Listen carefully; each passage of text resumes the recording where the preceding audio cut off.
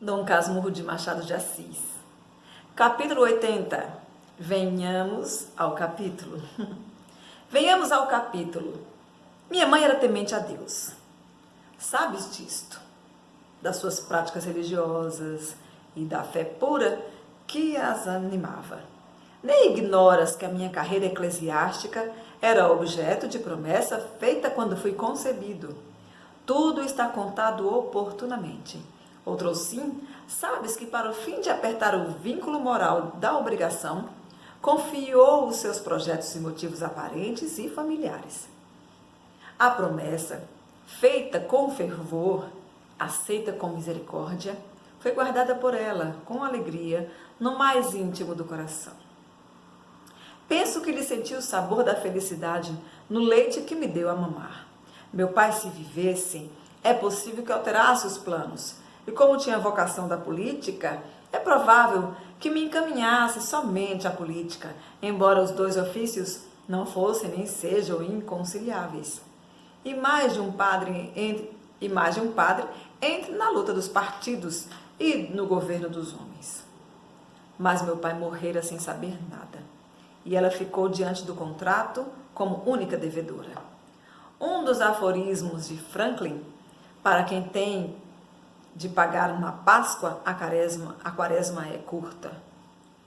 A nossa quaresma não foi mais longa que as outras, e minha mãe, posto me mandasse ensinar latim e doutrina, começou a odiar minha entrada no seminário. É o que se chama, comercialmente falando, reformular uma letra. O credor era arquimilionário, não dependia daquela quantia para comer e consentiu nas transferências do pagamento sem sequer agravar a taxa do juro. Um dia, porém, um dos familiares que serviam de endossantes da letra falou da necessidade de entregar o preço ajustado. Está num dos capítulos primeiros.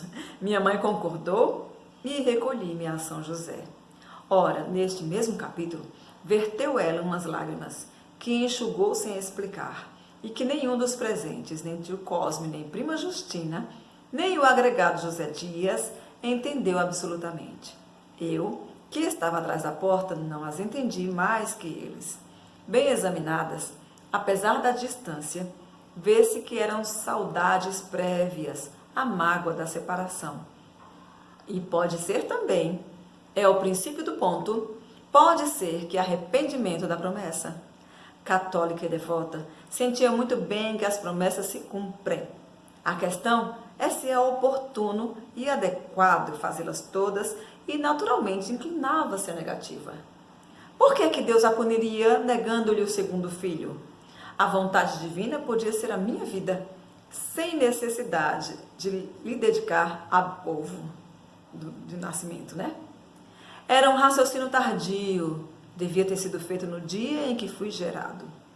Em todo caso, era uma conclusão primeira, mas não bastando concluir para destruir, tudo se manteve, e eu fui para o seminário. Um cochilo da fé teria resolvido a questão a meu favor, mas a fé velava com seus grandes olhos ingênuos. Minha mãe faria, se pudesse, uma troca de promessa, dando parte dos seus anos para conservar-me consigo, fora do clero, casado e pai. É o que presumo, assim como suponho que rejeitou tal ideia, por lhe parecer uma deslealdade. Assim, assenti sempre na corrente da vida ordinária.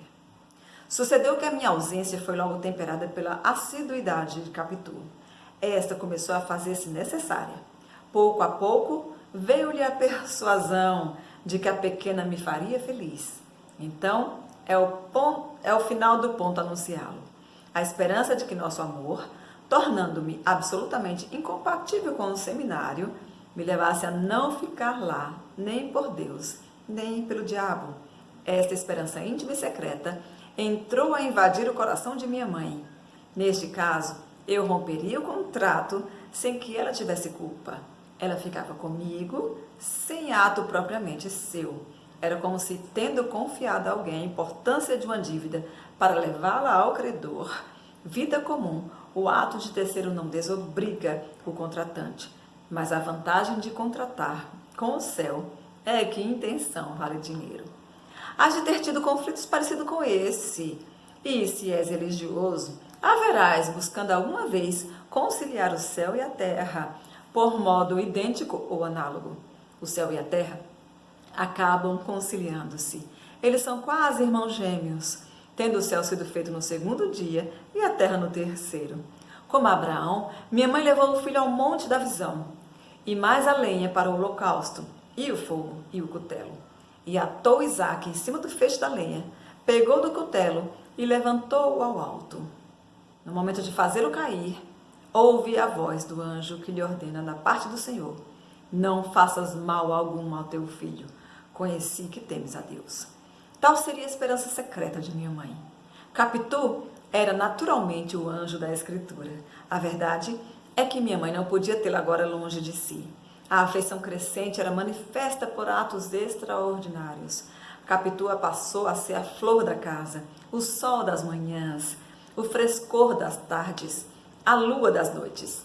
Lá vivia horas e horas, ouvindo, falando e cantando. Minha mãe apalpava-lhe o coração, revolvia-lhe os olhos, e o meu nome era entre ambas como a senha da vida futura.